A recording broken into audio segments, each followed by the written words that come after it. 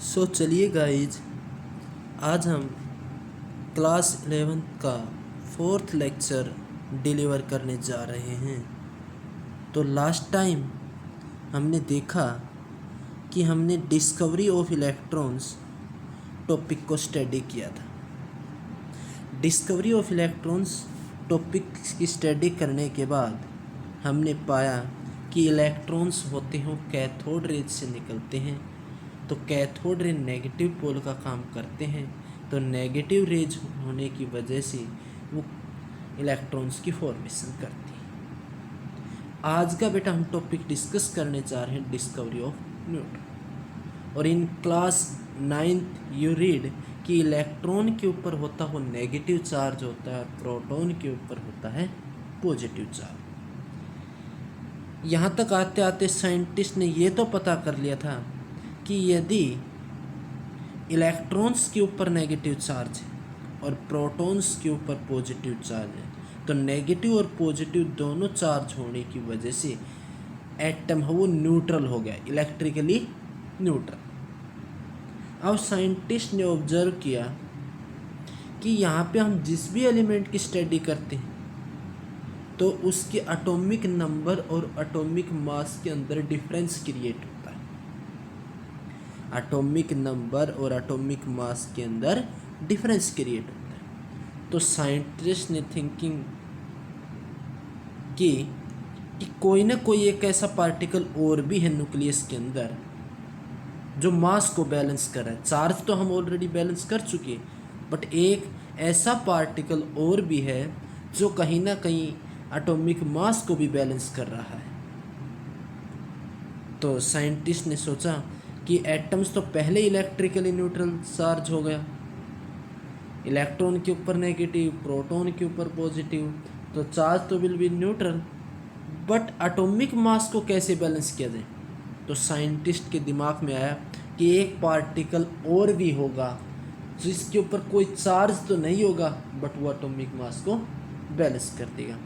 तो साइंटिस्ट ने experiment start किया। तो सबसे पहले जिसने न्यूट्रॉन की स्टडी की थी, न्यूट्रॉन की डिस्कवरी की थी, उस साइंटिस्ट का नाम था बेटा चैडविक।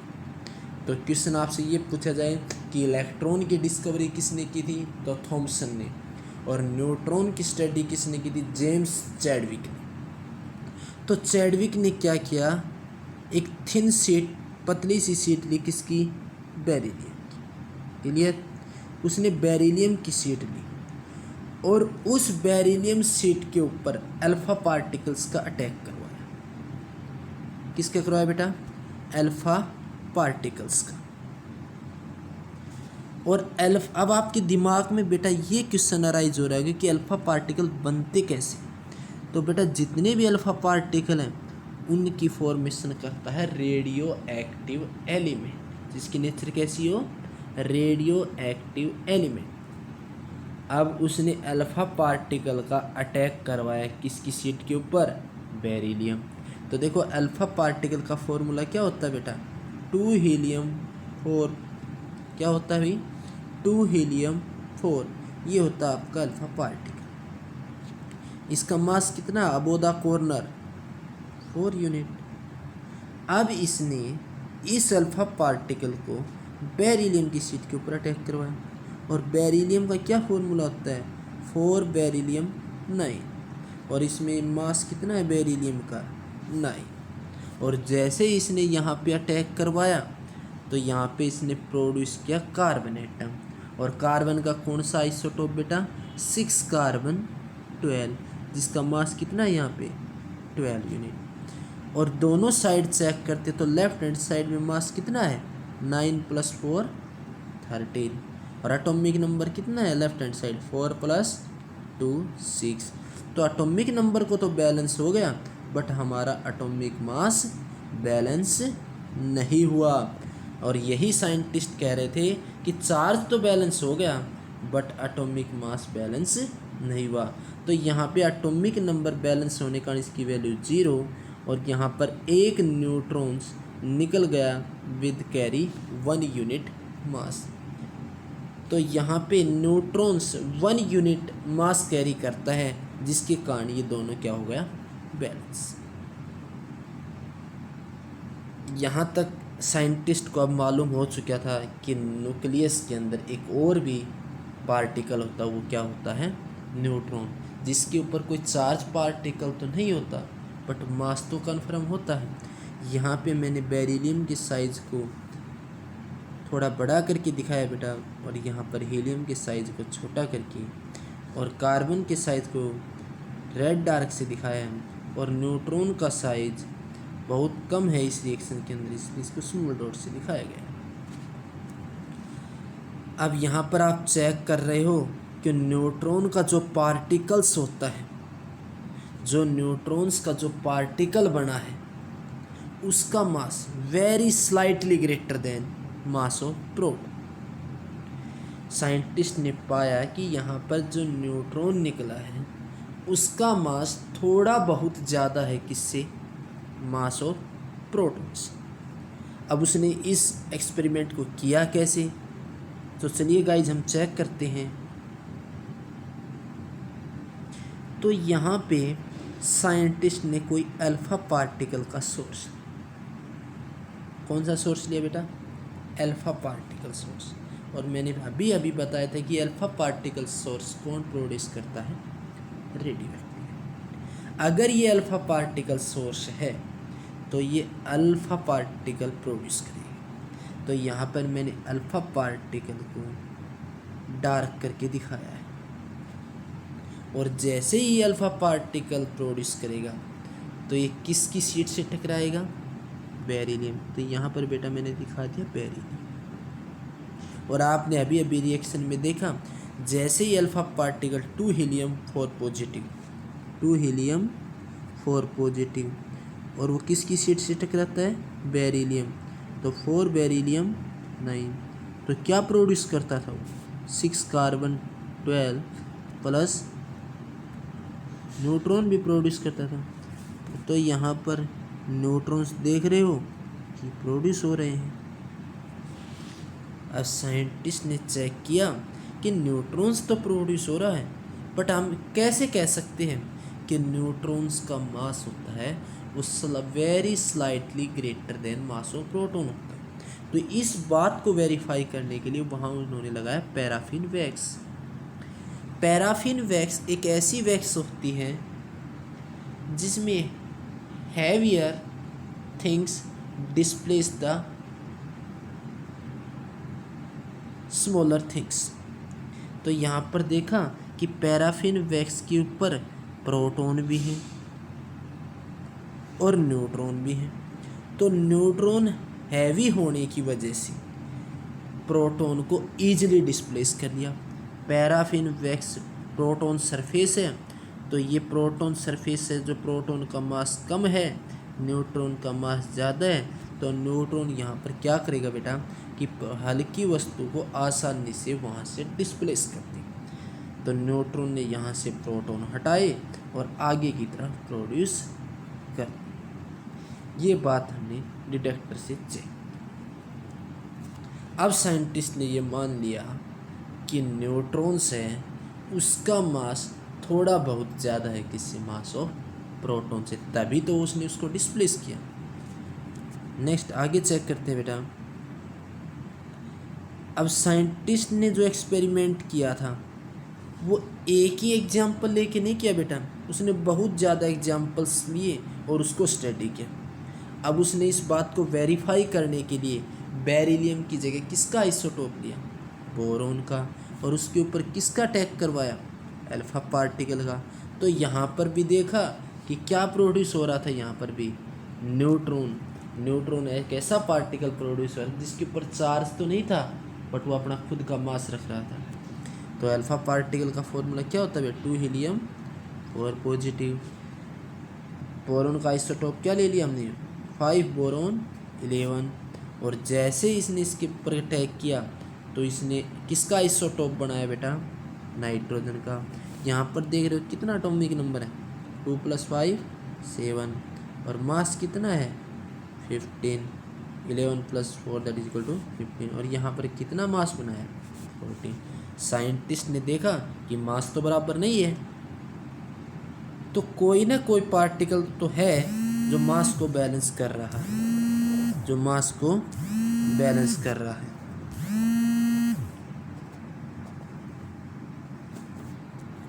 जो मास को बैलेंस कर रहा है।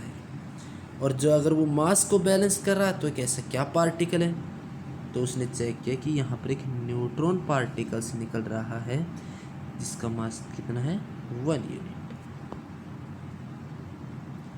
अब इस यूनिट के बारे में हमने इम्पोर्टेंट टॉपिक्स या इम्पोर्टेंट पॉइंट्स को नोट किया। तो पहला पॉइंट है बेटा, न्यूट्रॉन की डिस्कवरी किसने की।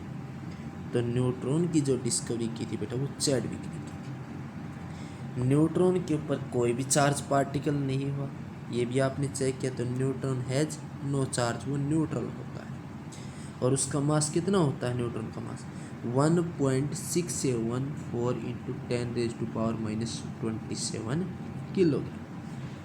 और उसका मास स्लाइटली ग्रेटर है किससे, प्रोटॉन से। ये भी हमने देखा कि पैराफिन वैक्स पे जो हल्की वेट की जो वस्तु थी वो आसानी से निकल रही थी, तो वहाँ से क्या निकला था, प्रोटॉन। और हमने ये भी कहा था कि न्यूट्रॉन का मास थोड़ा बहुत ज़्यादा है किससे, प्रोटॉन। तो यहाँ पर देख रहे हो कि प्रोटॉन का मास कितना है 1.672 × 10⁻⁻27।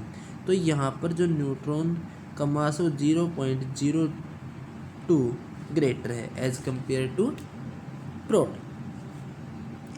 तो इस इम्पोर्टेंट टॉपिक को डिस्कवरी करने के बाद हमने पाया कि साइंटिस्ट ने discovery of electron, discovery of proton में पाया कि इलेक्ट्रॉन के ऊपर नेगेटिव है, प्रोटॉन के ऊपर पॉजिटिव है। नेगेटिव और पॉजिटिव होने के कारण एटम हो गया न्यूट्रल। अगर एटम न्यूट्रल हो गया तो बट उसका मास तो बराबर नहीं हुआ।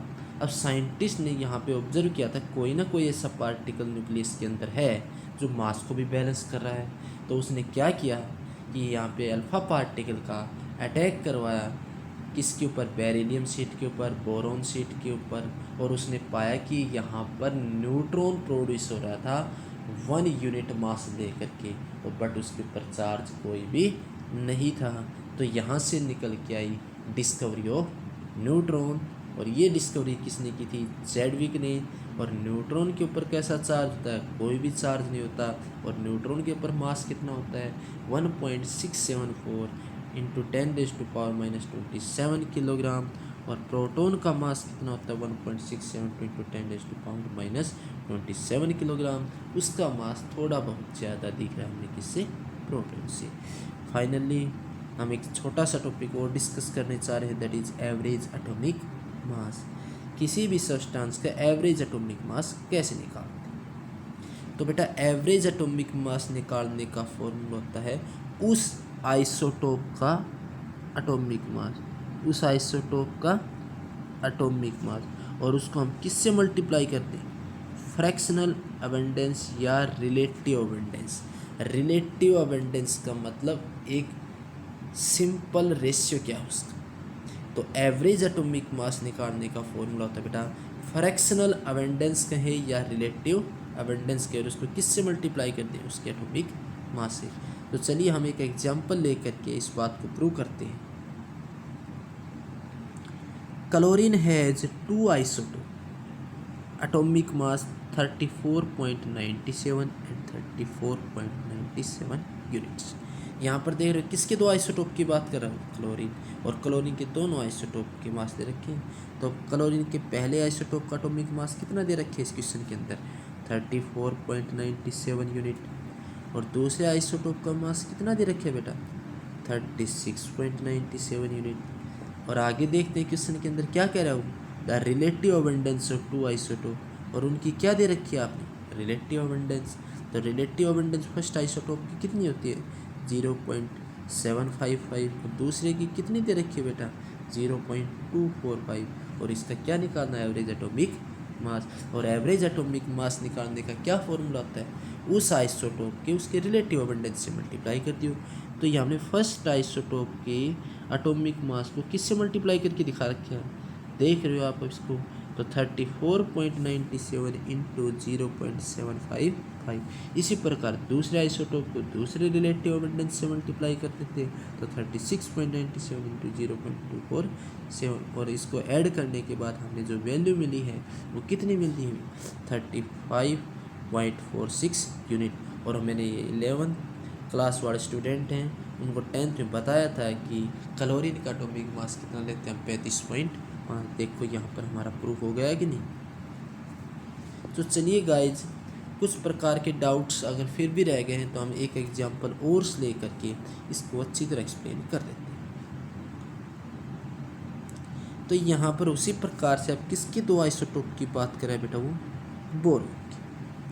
और उन बोरोन के दोनों आइसोटोप का क्या दे रखा है बेटा, यहाँ मास। तो atomic mass of first isotope कितना होगा 10.01, और एटॉमिक मास सेकंड आइसोटोप का कितना दे रखा है 11.01। अब क्या कर रखा है कि एवरेज एटॉमिक मास दे रखा है पूरे बोरोन का। पूरे बोरोन का क्या दे रखा है बेटा, एवरेज एटॉमिक मास। तो एवरेज एटॉमिक मास है बोरोन का, वो कितना दे रखा है 10.181%। और आपको क्या करना है, प्रत्येक आइसोटोप का परसेंटेज निकालना है कि किसकी कितनी वैल्यू। तो यहाँ पे दो आइसोटोप हैं और प्रत्येक की अगर परसेंटेज वैल्यू निकालनी है तो पहले मान लेते हैं, क्या मान लेते हैं बेटा, let percentage of first isotope, क्या मान लिया पहले वाले आइसोटोप का x, और दूसरे वाले आइसोटोप परसेंटेज है तो 100 माइनस x, तो इसका क्या मान लिया। और एवरेज एटॉमिक मास तो पता आपको, क्या atomic mass of first isotope हम उसको किससे मल्टीप्लाई करते हैं, रिलेटिव अबेंडेंस। या रिलेटिव अबेंडेंस यहाँ पर क्या है, परसेंटेज ऑफ फर्स्ट आइसोटोप। उसी प्रकार सेकंड एटॉमिक मास को किससे मल्टीप्लाई कर दे, उसकी सेकंड रिलेटिव परसेंटेज। और परसेंटेज की बात कर रहा है तो किससे डिवाइड कर दे, 100 से। तो यहाँ पर देख रहे हो 10.011 को किससे मल्टीप्लाई कर दिया उसने, x से। 11.01 को किससे मल्टीप्लाई कर दिया, 100 माइनस x से। और जैसे उसने मल्टीप्लाई किया तो यहाँ पर उसने वैल्यू पुट कर दी। और जैसे उसने यहाँ पर वैल्यू पुट की तो यहाँ पर क्या देखा आपने कि एवरेज एटॉमिक मास कितना दे रखा था बेटा 10.81। और यहाँ पर ये वैल्यू पुट की, और वैल्यू पुट करने के बाद हमने इसके सॉल्यूशन को फाइंड आउट किया तो क्या आ गया 1101 minus x that is equal to 1081।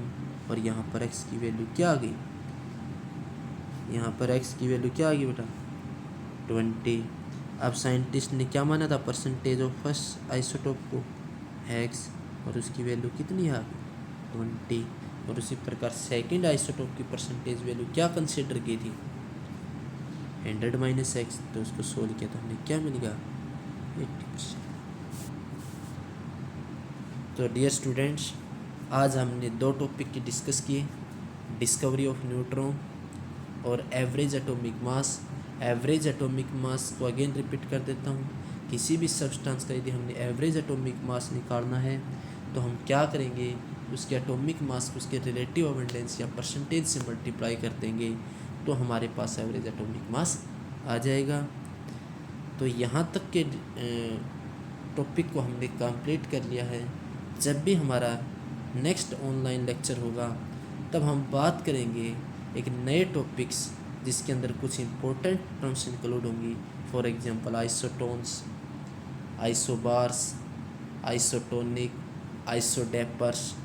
तब तक के लिए आप इस लेक्चर को पढ़ते रहिए। Stay home, stay safe. तब तक के लिए गुड बाय। मिलते हैं बेटा नेक्स्ट वीडियो के अंदर।